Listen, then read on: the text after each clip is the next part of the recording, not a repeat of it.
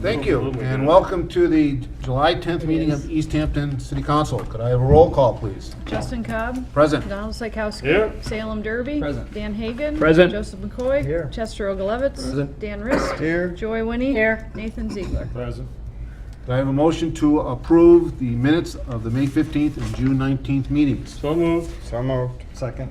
We have a motion on the table to approve the minutes of the May 15th and June 19th meeting. Is there any further discussion? I do have one comment on the May 15th meeting under communications correspondence, where it says, President Cobb reminded councilors of the council's requirement to video record subcommittee meetings. That was actually Councilor Rist who made that statement, not me. Okay. Is there any other further comment on these minutes? Seeing none, all those in favor? Aye. Any objections or abstentions? None, motion passes. Public speak time is up next.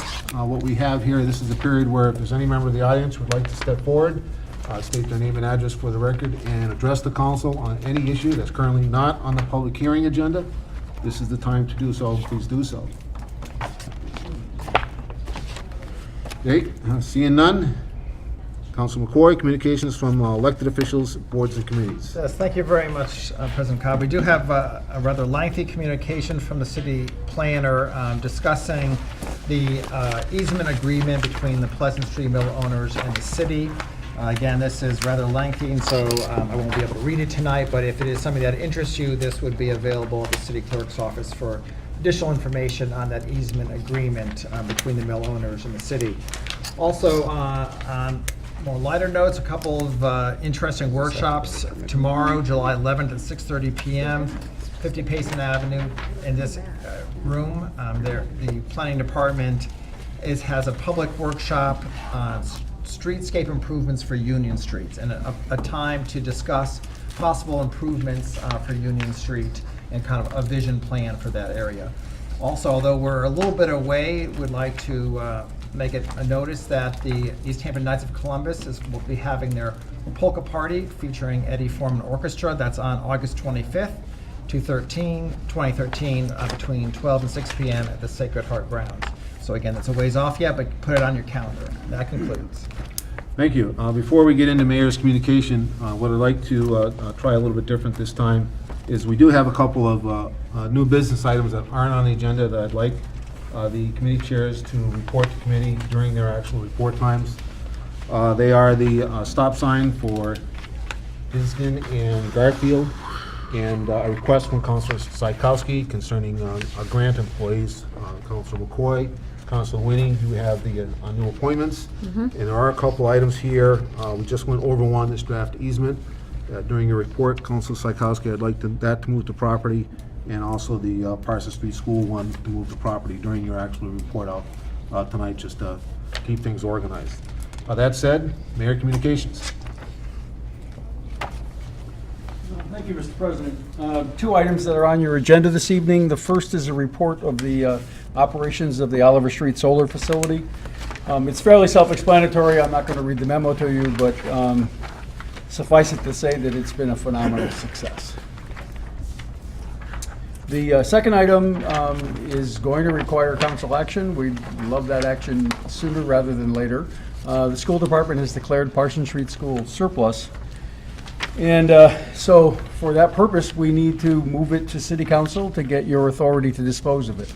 The planning department is going to be having a public meeting later this month, and it'll be happening in this room, and we'll take whatever kind of input folks are willing to get. City councils are certainly invited to attend.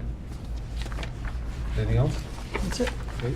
Barbara, do you know the date of that? I do know that it's July 22nd, but I don't know the time. It says 6:30 right here.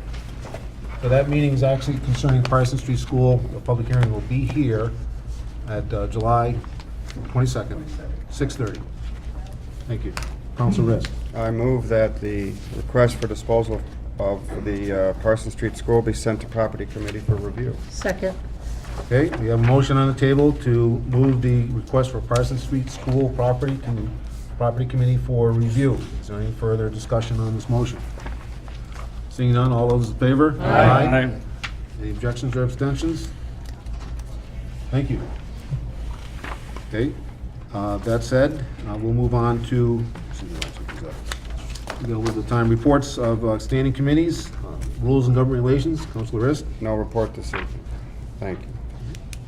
Councilor Hagan, finance. Finance will be holding two public hearings tonight. The first will be on the supplemental appropriation for $48,300 for the wastewater treatment plant, and we'll also be holding a public hearing on the pilot agreement between the Borrego LLC and the city on the Oliver Street solar facility. The only remaining finance item is Councilor Cobb's request for the senior work-off program, and we'll set a finance meeting, next subcommittee meeting at our August meeting, and hopefully deal with that item at a meeting in August. I don't have a date yet for the subcommittee meeting. And that concludes finance. Thank you. Public safety, Councilor McCoy. Yes, thank you very much. We will be, in the public hearing, be discussing the relocation of the pole, telephone pole at Garrick's Court. The parking complaint on Union Court is going to be combined with the other request for stop sign, and we'll be addressing that probably at our September meeting. But I would like to take this time to move to committee the request from Councilor Derby, and I believe citizens in his district, to look for the need or not need for a stop sign at Garfield and Hissigan Avenue in Easthampton. So I'd like that in the form of a motion to move that to committee, please. Second. We have a motion on the table to move to Public Safety Committee, a request by Councilor Derby concerning stop signs at Garfield and Hisgin Street. Is there any further discussion on this motion? Hearing none, all those in favor? Aye. Aye. Any objections or abstentions? Motion passes. Councilor McCoy, you still have the floor. That concludes. Thank you. Thank you. Appointments, Councilor Winnie. Thank you. We have 3 appointments, and make the motion to move them down to appointment subcommittee. Appointments of Diane Solja, Keisha Zulu, and John Bruner. Second. We have a motion on the table to move the aforementioned 3 mayoral appointments to appointment subcommittee for review and consideration. Is there any further comment on this motion? Seeing none, all those in favor? Aye. Any objections or abstentions? Motion passes. Councilor Winnie. Thank you. Our next meeting will be August 7th, 5:45 in council chambers to review the 3 appointments.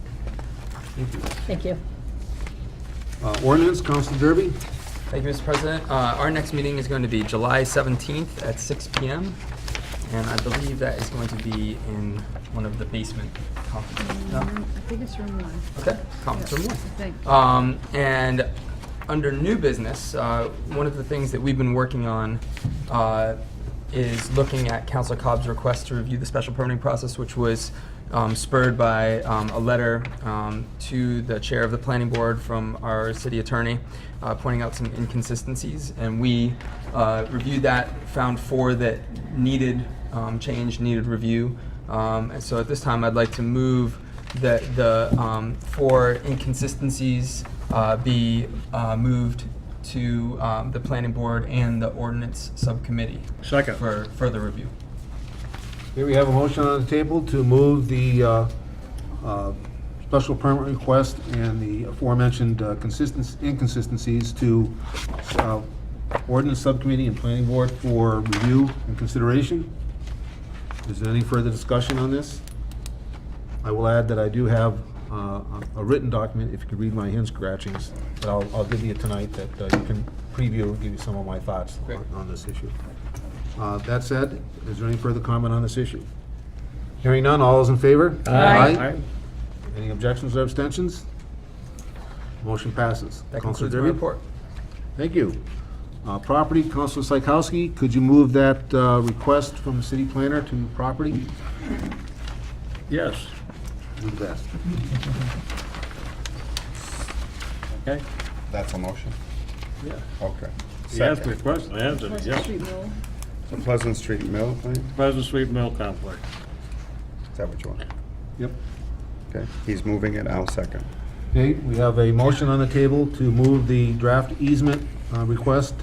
concerning the Pleasant Street mill owners in the city to property for consideration and review. Is there any further comment on this motion? Yes, I haven't had a chance to talk to the rest of my constituents to set a meeting yet, so I'll get to them shortly and we'll set a meeting. Perfect. Thank you. Thank you. Any further comment? Hearing none, all those in favor? Aye. Any objections or abstentions? Motion passes. Counselor Psychowski, you still have the floor. That's the end of my report this evening, sir. Thank you very much. In that case, we kind of took care of new business.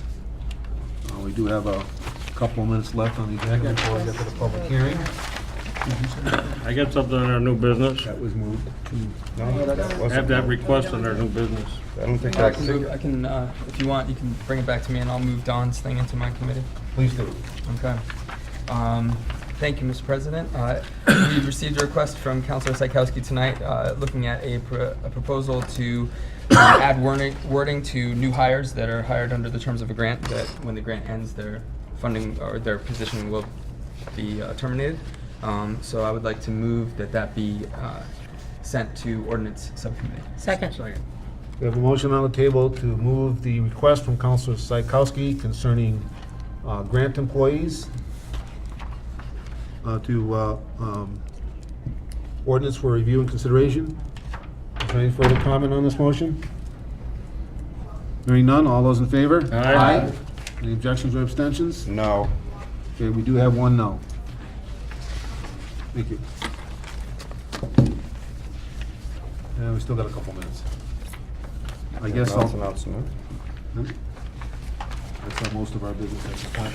I guess I'll call for a 3-minute recess until we can actually, remember the mics are still on here, and until we can actually get to our public hearing.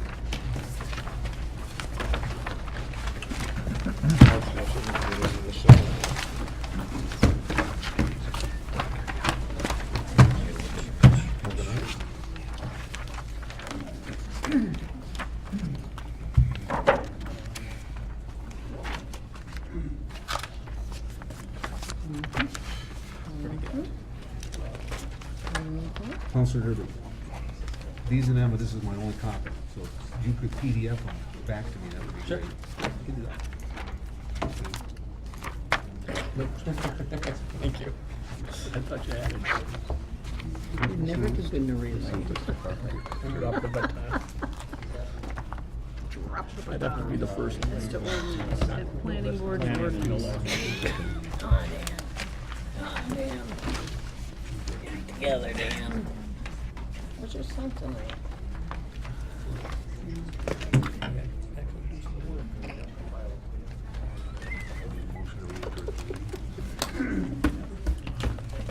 I'm not done with configuring. We're not. I would just sign comments, just.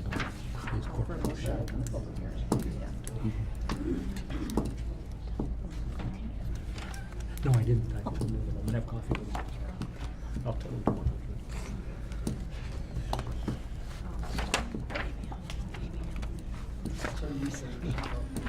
Counselor Hagan? Please go to Counselor Rist, right-hand side. What's this? Oh.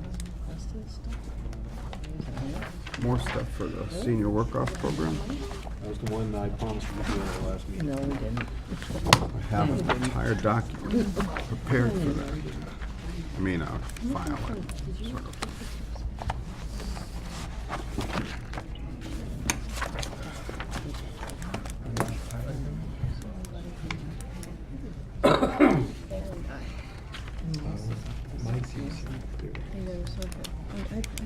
Is everybody ready? Okay, we're kind of close enough here. What I'll do is I'll call for a motion to move us into public hearing, please. So moved. Okay, the meeting is back in order, and we have a motion on the table to start the public hearing. Is there any further comment on this motion? Hearing none. All those in favor? Aye. Any objections or abstentions? Okay, motion passes. Counselor Hagan, you have the floor for the first public hearing.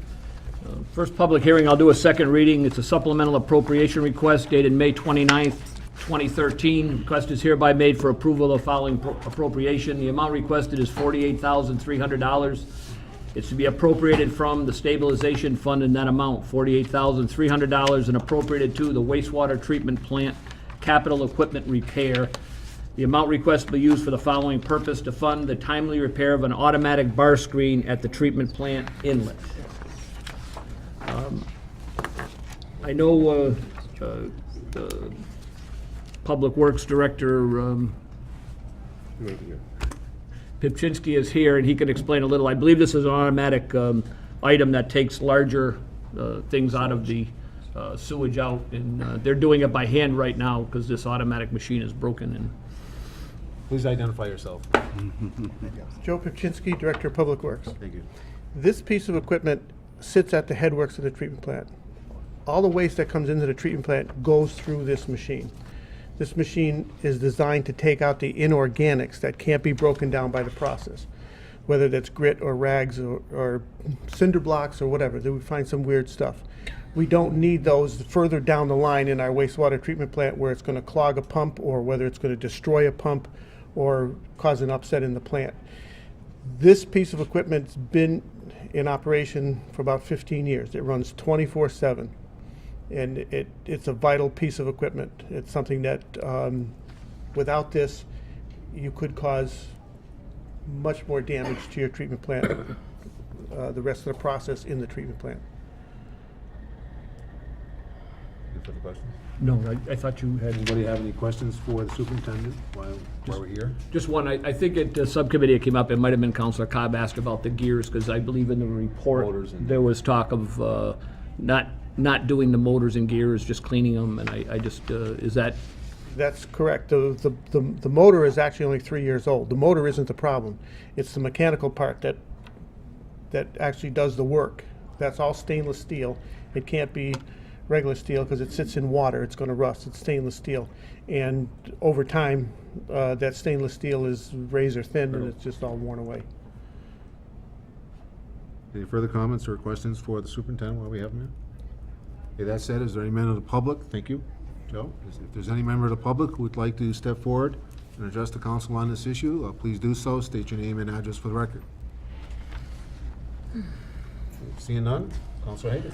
I just had one, a couple of comments. One, it passed 3-0 in subcommittee, and it might be valuable for the counselors, because I know there's usually our last funding source is stabilization, and I wondered if either the mayor or the finance director could come up. I believe this is the only place they can get the money at this point, but there is some, there is a plan to return it when free cash is freed up, I believe, but I. Yeah, you've got it exactly right, Counselor. At this point in time, with the close of the year, there are no retained earnings available. There is no free cash available. It closes out with the end of the year. So the only fund that's available in the community to appropriate from until the fall, when free cash and retained earnings are certified, is stabilization. So we're asking to take it out of stabilization, and we're in agreement on the administrative side that once free cash and retained earnings are certified, that we'll ask you to take retained earnings in the amount of $48,500, put it back into stabilization. Thank you. Any comment? Okay, Councilor Psychowski? Michael, why isn't this coming from the enterprise fund where it should be coming from? I just explained that, sir. The try it again. The only reserves in enterprise are called retained earnings. Retained earnings close when the books close in June 30, retained earnings are closed out. They're not available until they're recertified. So We couldn't get this to you before June 30. So can't this there's wait- no can't this retained wait earnings. a month or so, and then bring it back under the new whatchamacallit? Would there be funds available in the enterprise fund? We would That's have what the to- enterprise we fund would is have to for. We would have to wait until November to give this to you. In the meantime, we'll be paying overtime and taking a chance on the plant going down because of foreign matter getting into the system. You can choose to vote against it.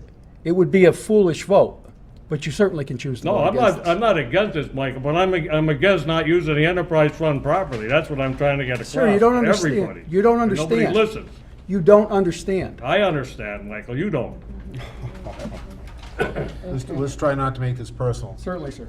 Okay. Stop it. So, any other further questions for the mayor while he's up here? Councilor Hagan? No, all set. Thank you. Thank you, Mayor. If any councilors have questions, I'll be glad to answer any additional. I do have a comment. Go ahead. Just to note, Councilor Psychowski, your concern was addressed at finance.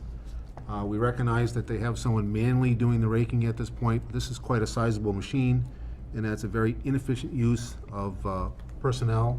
We're actually using overtime to actually pay this person, and they're actually not as efficient at getting all the, so to say, material out as the machine would be. And so we did actually broach that subject at finance. That's all. And just as a quick follow-up, on the, that's why I asked the mayor to come up, was because there was a concern by the committee also, because we're always very concerned about stabilization. We don't like to take it, but it was explained that it would come out of retained earnings when they were freed up again in the falls. Hearing no other comments, I'll make the following motion. I request that the full city council appropriate the amount of $48,300 from stabilization fund and appropriate it to the wastewater treatment capital repair fund. The purpose is the timely repair of an automatic bar screen at the treatment plant inlet. Second. I have a motion on the table to recommend a supplemental appropriation request in the amount of $48,300 to fund the timely repair of an automatic bar screen at the treatment plant inlet.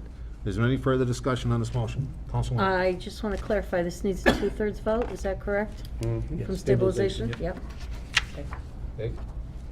Thank you, Councilwoman. Any further comment on this motion? Hearing none. All those in favor? Aye. Any objections or abstentions?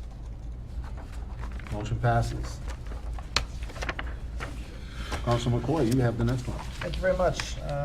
Did have a request concerning relating to the high school project for a relocation of a pole on Dirk's Court. And I think, if you don't mind, I'd like to defer to the mayor, who seems to understand the dealing with this project and probably inform us. Mayor Gosler? You have a schematic in front of you that illustrates the location of the existing pole and the proposal to move that pole 62 feet. The pole that exists there now is in front of a ranch house, the last house on Garrett Court, and it currently provides power to that house and continues into the high school property. The pole was located in a grassed area under the old school. The new school, the pole will be located in the middle of a parking lot, and we can't leave that end pole there. The reason if we take that pole out, that is the anchor pole for the line. And so the anchor pole has guy wires that tug against the pole in the opposite direction of where the wires are pulling. And so in order to be able to install a pole and guy wires to be the last pole on the street, it needs to be placed, the pole needs to be placed in a manner that allows the guy wires to be installed. If we tried to guy the pole that's there, the guy wires would either be in the property owner's driveway or worse, in the parking lot of the school. And so we're attempting to get the pole out of the parking lot. We're attempting to get the guy wires moved. We are going to relocate the feed on the ranch house that pole serves. So we're going to locate the power feed on that house from the west end of the house to the east end of the house. And that work will be done by an electrical subcontractor and funded out of the high school project, as well as the relocation of the pole being funded out of the high school project. I do have a couple of follow-up questions. Sure. The first concerns on the front page here. It says a public hearing and notice to abutters is required. Has that notice gone out? Yeah. Okay. The second is just reaffirm in the petition. It does mention some of our standard language concerning the use of municipal property. That is referenced in the actual, let's say, motions.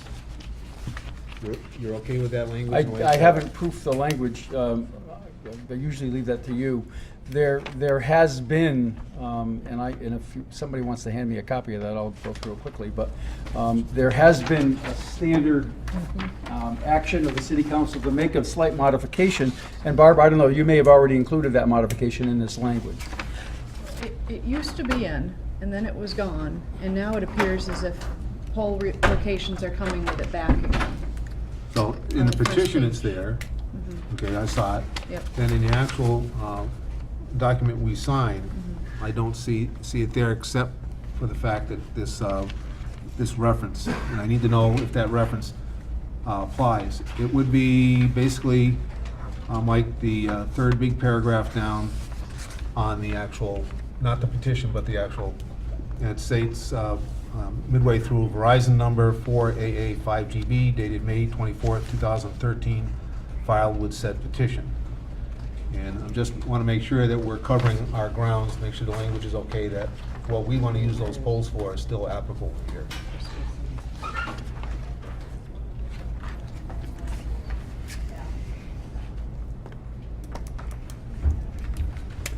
Mr. President, I will certainly add that paragraph at the end of the motion to be complete to make sure that it's. Yeah, I would advise that you do, because what we're trying to do, I think you all realize it, what we're trying to do is preserve the city's right to that gain space on the pole that we always reserve. I noticed that, you're right, it isn't there. It's likely not going to be very necessary at this particular location anymore, because it's going to be the last pole on a street that's not going to feed any public purpose beyond it, but it's always, I think, good to keep that language in. Okay, you're good with that? Put that in. Okay, that said, Councilman McCoy, you still have the floor. If you have any Thank you. further questions. Any more questions for the mayor from the councilor, since he's so well informed on this issue? Just Okay. one quick one. The abutters, I know they were notified, they are in agreement with this, I mean, or Well, the, the only abutter that's affected is the The one- Connollys, the people who live in that single property, and you're welcome to speak. It's my I'll let you give you understanding, an opportunity to come up. yeah, you're welcome to speak. It's my understanding that Austin, our OPM, has already worked with them, that Whiteley Electrical Contractor, who is going to be doing the work, has worked that out with them, and that everyone's in agreement, but I don't want to put words in their mouth. That's true. Austin did talk to us, and we dealt with him. It's a matter of moving it to the telephone. Wait. I'm going to ask, because this is a public hearing, that if there are any members of the public who would like to address the council on this issue, please step forward to the podium, state your name and address for the record. We'll be glad to have you up here.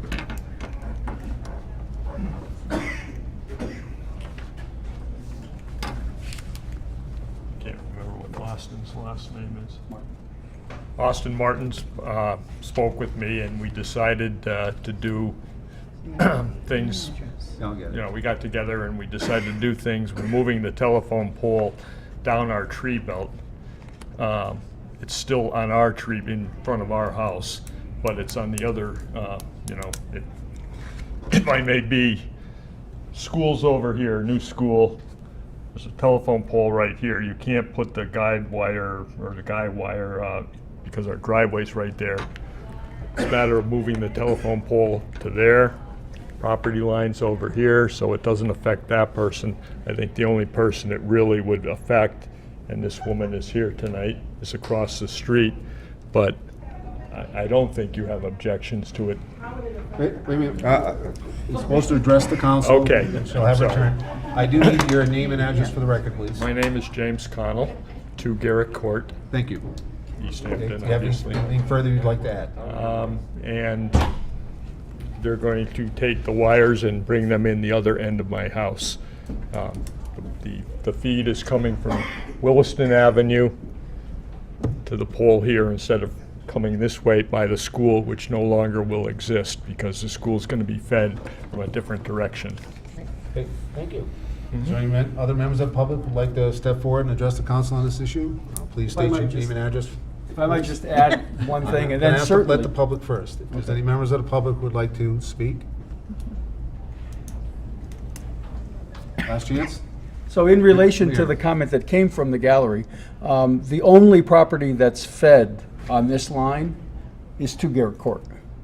And so the only person that it will affect is that property owner. The rest of the properties are fed off of Williston Avenue. Okay. Okay, I'll give one more chance for the public, since we had a little interruption. Is there any other members of the public who would like to address the council on this issue? Please state your name and address for the record.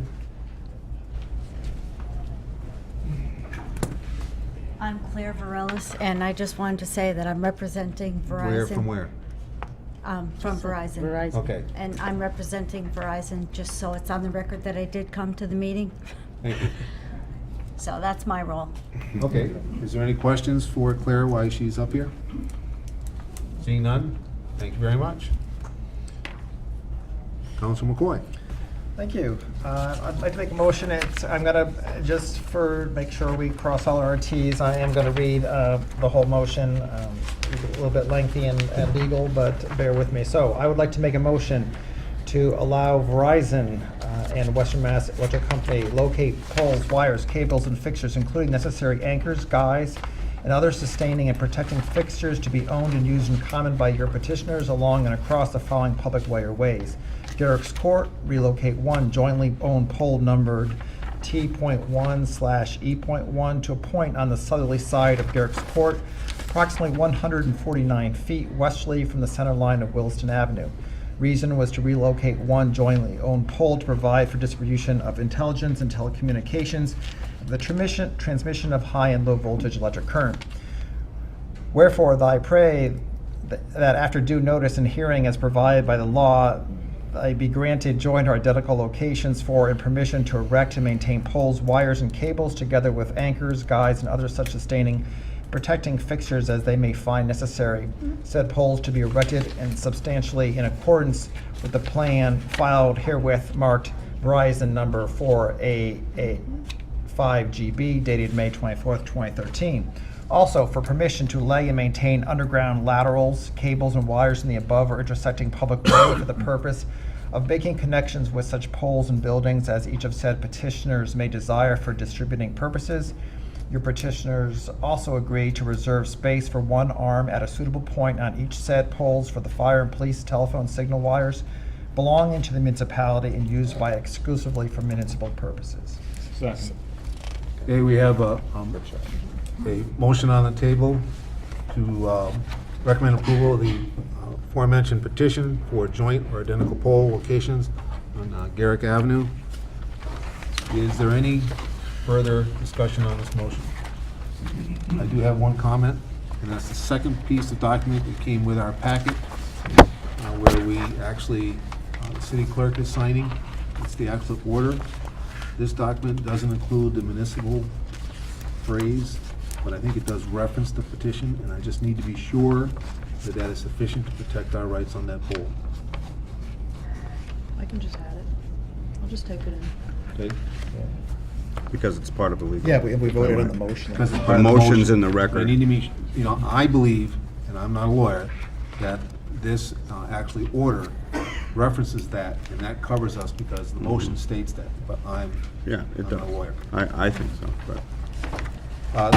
That's my only comment. Is there any other comment on this motion? Hearing none, all those in favor? Aye.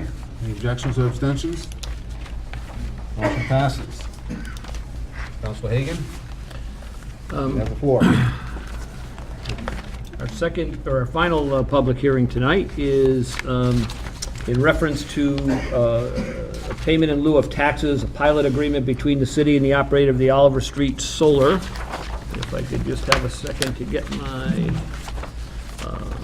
items here. I know there's several people who have come. I know the assessor is here tonight, and also a member of the Board of Assessors, Mr. Davies, and the mayor was at the meeting, the director of finance was at the meeting. The councilors at subcommittee, it was a 2 votes for and 1 abstention. I was the one that abstained. It wasn't that I was particularly against this particular pilot program. I just wasn't 100% convinced at the subcommittee and wanted to hear a little more information tonight. So certainly if at any point Councilor Risk or Councilor Cobb want to take the initiative of promoting it, I have no problem with that. I would like to call, I would believe Mr. Davies did submit a letter. I hope all the councilors got it. It's like a page and a couple of kind of summarizing the process. Yeah, you have it, Sam. I think everyone has it. And also, I will mention that I do have the minutes from the Board of Assessors meetings, both February 13th, where they approved the initial pilot program, and then I believe it was revised slightly and voted in favor of at their May 1st, 2013 program. With that, I'd like to have, I guess, either the assessor or Mr. Davies come and kind of just give us a little, maybe a short synopsis of what we're dealing with here. Please state your name and address for the record, please. My name is Peter Davies, 21 Sheldon Avenue, Easthampton, and I'm on the Board of Assessors. I guess, are there any questions, or, you know? In the letter, I basically kind of stated I wanted to give you all a history, where we started. We also do have a member of Borrego Industry. They're here tonight as well. You know, we started this program,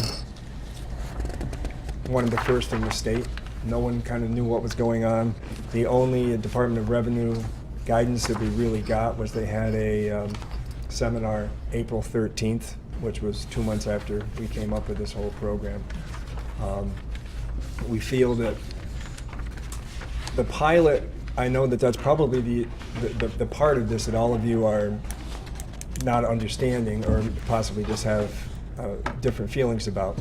And it's only a payment in lieu of taxes by name, because the statutes are very clear in that if we do it through a cost method or a comparable method or a income method for valuation, at that point in time, we can come up with a number. If we come up with something that's a pre-agreed and is stretched out through a length of term, this is stretched out for 20 years, no matter what that's based on, it has to be called a payment in lieu of taxes. But yet these numbers reflect what those taxes would have been, and probably in the income method as well. So part of the thing is what this allows us to do. It allows us to come up with a an agreement that everybody's in agreement. All parties are agreeing to that. The benefit is that we know what we're going to be getting for the next 20 years. So do they. They know what they're going to be paying. With an income method, because of the volatility of the solar tax credits, they could be high, they could be low. We could lose money from it. The solar industry last summer was petitioning the legislature to try to get no taxes, and it basically almost passed. So if in fact this is ever done in the next 2 years or 3 years, then anything that we agreed to as far as an assessor on a regular valuation would go away. The pilot program would stay for 20 years because it's a separate agreement, and it's an agreement between parties. So what it's doing is it's lessening our risk. It's giving us a good front-loaded cash flow stream, and that, and I think the last thing that we got was the production was what, $84,000? You know, so that, along with the first year of this, brings us almost up to $160,000 of income directly attributed from the solar plant, you know, between the taxation. What's nice about this hybrid method is it follows what the depreciation that's allowed by the government and the subsidies, and then it starts going back up again, because as a community, we have the right through through Proposition 2.5, excuse me, that allows us to increase that. So we have increased it every year. That's probably not necessarily going to be the case, but they're still going to pay it at the higher tax rate, because what will happen is there'll be revaluations, values will go up, the tax rate will go down. This tax rate will never go down. It will always be on an upward swing, which will allow us a greater income flow. Just one, Okay. if you could explain a little more to the counselors. So basically, we're depreciating, or you're depreciating the plant over the first 5 years down from $6 million. Yes. And then down to 10%, right? Down to 10%. And then it'll run 10% the rest of the way to the 20 years, but Yes. with a 2.5% kick 2.5% every increase year per year after per that. year. Just so, I just wanted to Right. counsel, because I know it's a. And the depreciation is set by the federal and at the state level, as far as the incentives, grants, but mainly incentives and tax credits. The first day of operation, the incentive is 30%, comes right off the top. And then I believe we changed a little bit of the cash flows, probably in our favor. They would have been higher the first year of depreciation. And it's one of the only industries that really we would know of that has those type of incentives and tax credits that are built in. There's nothing that I can think of that is close to it. And so looking at it as we're taxing a whole lot of personal property that appreciates to zero in 5 years, it's a difficult proposition to come up with. But between Borrego, their representatives, they've been very helpful in this. I mean, we got all of the numbers that we needed. I did go to the seminar from DOR. I spoke with the 2 appraisers who were running it. They thought it was a creative way of looking at a pilot, rather than just saying, as most people said, well, I think we can live with $10,000, so we'll get $10,000 for the next 20 years. This is actually based upon some industry standards and some real numbers. And we have an escalator clause, which nobody has. Plus, electricity is 6 cents a kilowatt, which is very rare. So, What I'd like you to do, since the public and finance has an opportunity, if you could just briefly go through this cover letter, because this is the first time we've actually seen sure. this. Okay.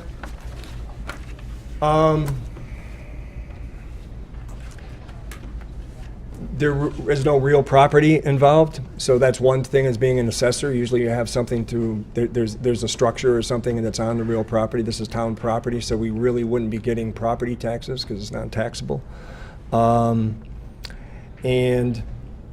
the options that it left us was doing an income method or doing a cost analysis and trying to compare it like you would in a ranch house here and a ranch house there. There's no comparables for selling solar facilities. That they don't exist. As I mentioned earlier, it's highly subsidized with state and federal incentives and tax credits that are not available to any other industry. The accelerated depreciation model values the facility at 0 after just 5 years, and is heavily front-loaded for that, for the tax credits. And again, as I said, the Senate had a bill before it last summer to make it non-taxable at all. So there was a lot of cities and towns that rightfully were on that. We didn't have any real guidelines other than the normal things that would be given us for industries. And so we had to come up with something that we felt was fair and something that was legal under Department of Revenue statutes.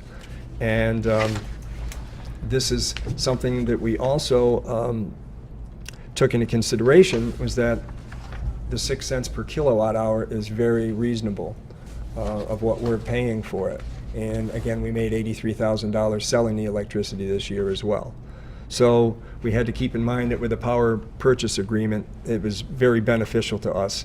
And we also, the net benefit that we get and the agreed upon price is great, and for 20 years we'll have that price. For 10 years, excuse me, and then we have the right to renew it or buy it, and then that will continue for the balance of the 10 years. We did feel that we needed to determine it by its equipment cash value and take a tack that would be similar to personal property that other businesses in town are taxed on. So we used that model as well, and we did a cost approach, and then we did a depreciation. You have the figures that are there. Going into the first 5 years would be something to look at, where the depreciation the first year was 20%, the second year 32%, the third year 19.2%, and the fourth year 11.5%. And then that brings us down to our 10% going forward. So we go from 6.25 million down to 625,000 at the end of the 5 years. So then we put our tax rate on top of that, and it will continue to go up by 2.5%. I thought that was important to at least have some value, because it would be obvious that that thing would have no value no matter what the government said after 5 years. So we felt that we had to put some kind of a value on it, and 10% seemed to be what it came up with. I say that this is a hybrid model in that it takes into account the cost approach with depreciation in it, and also takes in a payment in lieu of taxes schedule, which would be for 20 years, but also it takes into effect the escalator clause, which none of them would have. None of those things have. So that's why we put it as a hybrid model. And it allows us to get the most amount of money in the beginning and then have a satisfactory cash flow. The valuations that I've heard from the appraisers at the DOR convention or seminar I was at was it a rough, in appraisal they always have like an off the cuff, this is a X amount of dollars per value or whatever, and they were saying that the value of the solar plants would be $6,000 to $8,000 per megawatt. And we're at the high of that with this, because our average is going to be over $18,000 a year versus what would be probably anywhere from 13 to 15. So we're actually a little higher than what that curve would be of what they were telling me would be the basic thing for an income method, without all of the volatilities of the market and the volatilities of the government if they decide that they're going to make it tax-free. So those are the things we were trying to get without. Again, we're kind of constrained as to how we can determine the valuation. So that's why it is called a pilot agreement. And DOR approved what we were looking at. They thought that it was, as I said, a creative way of looking at it. And again, we have worked, we started on this last August. And thinking about it in Borrego, we went back and forth on a number of methods, and we finally came to a conclusion, I think in the middle of February. And there was a slight change, but we basically were all in agreement then. So we've had nothing but everyone has liked what we're doing, and everybody feels with it. And I think that with Easthampton, just to end this, you know, we did something with the landfill, with the solar, that nobody had done before. Some were in the planning, but we were the first one to bring it on. I believe it's been very successful. I believe they're a good corporate citizen and a good partner that we need here in Easthampton. And as I mentioned in this, we do get a bit of a halo effect. You know, we're looking like the good guys in the area. And it's something that benefits us and shows that we have some, you know, community spirit here. And we're looking at something, and also out of this, we're also making some funds on it, both in taxation. Just one question. Yep. Do we know when this actually takes effect? Is it back to, I know we talked about this, Yep. but I want to address Yep. the No, that's fine.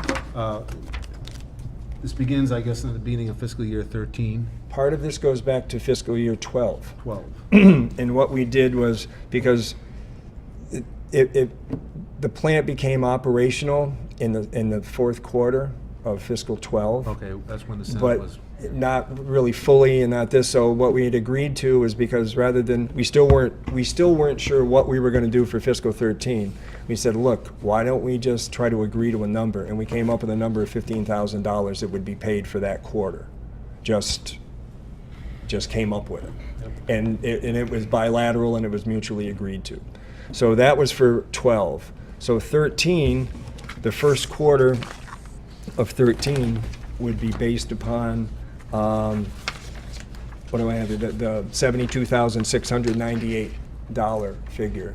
And that's where we start the depreciation schedule. Right, and that will come in. Now, since we're past July 1st, we're now into the new year. Now that number will now drop to $44,700 as the value is dropped. So the anniversary will be as of the fiscal year. And what we had done is also, it's mentioned, it's referenced on the third page. It's referenced in the pilot agreement on the last page, that we have agreed that since Borrego has already paid monies, if there's any credit that would be due for what they have already paid for 2012, whatever, we would make those adjustments in it. So, because I think that they've overpaid on some of the things, so we would credit them part of that 2012. The assessor can probably deal with that better than I, but you know, I haven't really been a part of what that is. But. Okay. Any questions? Councilor Riss.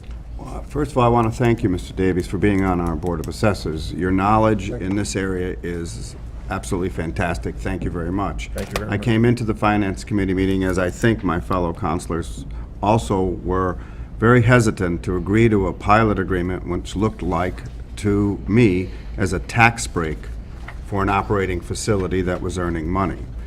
But at the end, after your careful explanation, especially the example of this being personal property analogous to your own vehicle, which depreciates over time, which you pay a great deal when it's new, but when it's 5, 6 years old, you're paying very little. And that this is not a tax break, but a tax advantage for the city, because if we didn't do this agreement, number one, the depreciation alone may reduce it to where we're not getting any taxation out of it. Exactly. Am I correct? That's my understanding. Yes. Secondly, state law may change, and since it was very close to passing this year, in which we won't be allowed to tax it in the future, that an agreement like this, as you've explained, overrides it. You've turned me completely around on it. This is a fiscally it's fiscally an advantage to the city to pass it. And I think to do this, in other words, we're gaining over 20 years taxation, which we probably would not get after maybe 6 years because of the depreciation of the personal property. The councilors need to realize this isn't brick and mortar. This is just like any other piece of equipment in a business, and it depreciates fairly quickly. Right.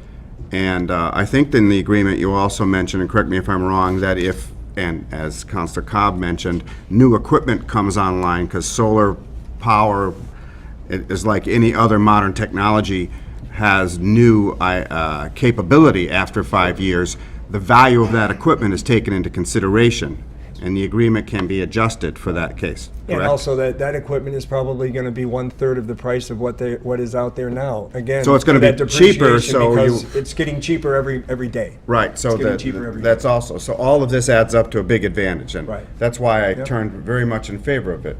And I believe the finance director, speaking for her, I think she's in favor of it, the mayor's in favor of it, and I think I mean, that's important to DOR, know. we've The you know, DOR is in committee- favor of it. I mean, they're kind of the overall that we have to go through as far as getting it accepted of what our methodology was, Mm-hmm. you know, and that was a big part of it. And I mean, I do feel as a board in the assessor's office that we worked hard for this, and And you I did. see it.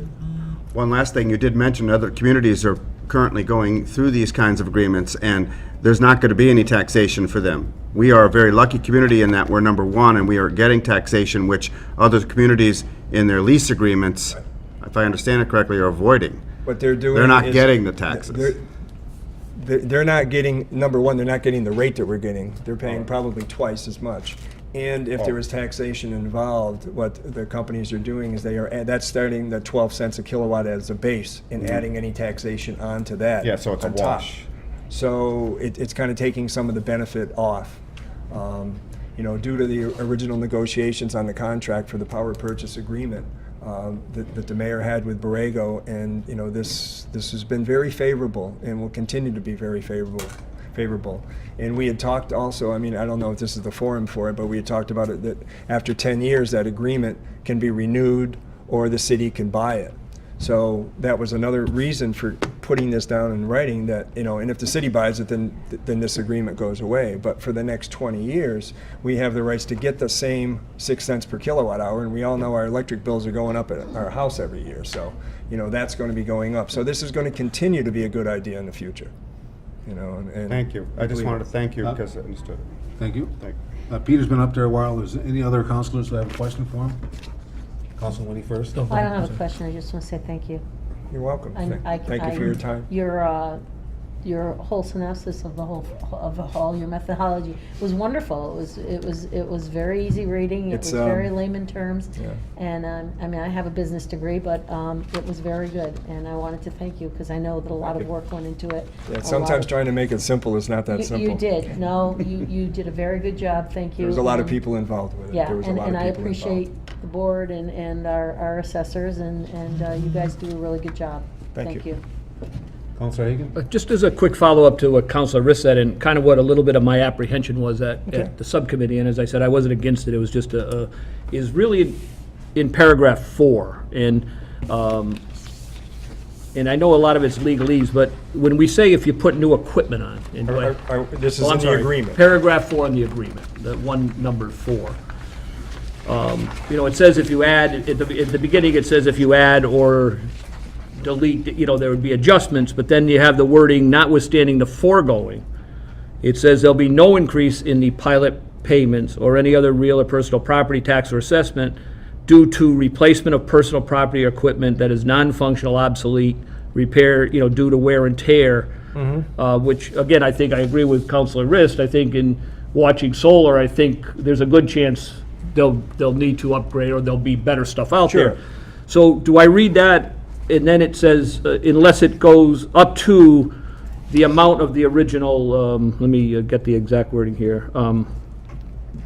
Wear and tear, replacement, as long as it does not result in an increase in the property value materially from the original value of the property. Right. So does that mean, like, they, say these panels became totally obsolete and there was a new panel out there and they put $4 million worth of new panels in? We couldn't change the agreement, correct? Because that would be within the 6 million. Right, so, I mean, if we were in like year 7 when that happened, this whole,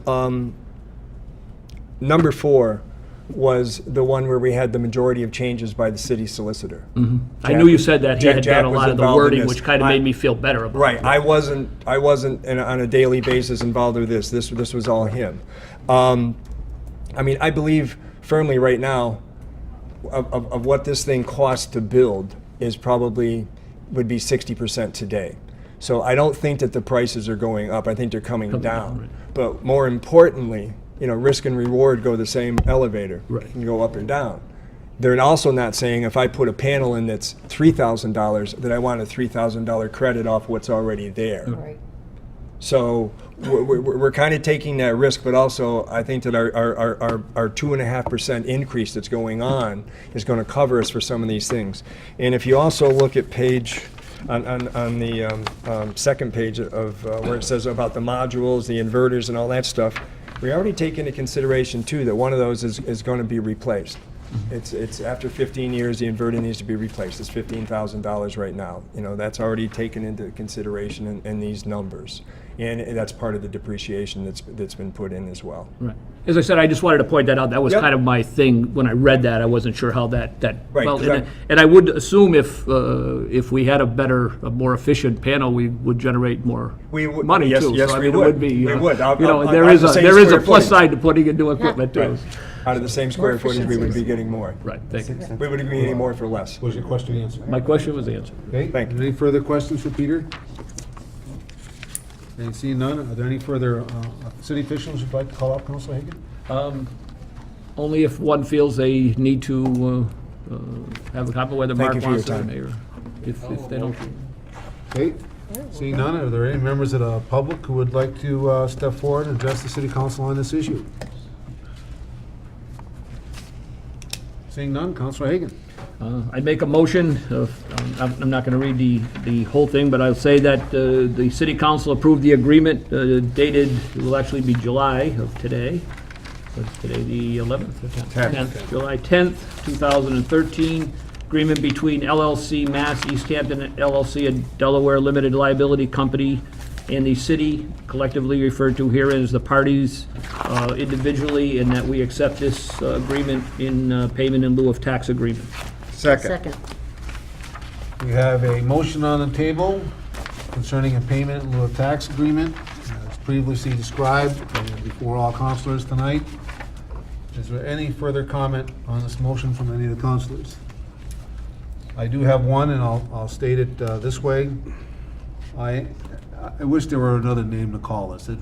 That's really all I would do. I was apprehensive from the begin with, and it was all centered around pilot. I'm still apprehensive today. Just wanted to let you know that was it. And if it had another term, if it was just agreement, didn't say pilot, I'd probably be more for it. But that's really the only comment I wanted to make. Do any of the other councilors have any comment on this? Okay, seeing none? All those in favor? Aye. I will abstain. Any objections or abstentions? Motion passes. Move the public hearings be closed. Second. We have a motion on the table to close the public hearings. Any further comment on the motion? All those in favor? Aye. Okay, since we have concluded all our new business, I'll accept the motion to Mr. President, adjourn. move that we Motion passes. adjourn. Second. We have a motion on the table to adjourn. We have to sign Any further comment on the every one of motion? these. Three of them, yep. Seeing none, all those in favor? Aye. Aye. Meeting is adjourned. Three Thanks, that you have everybody. to do.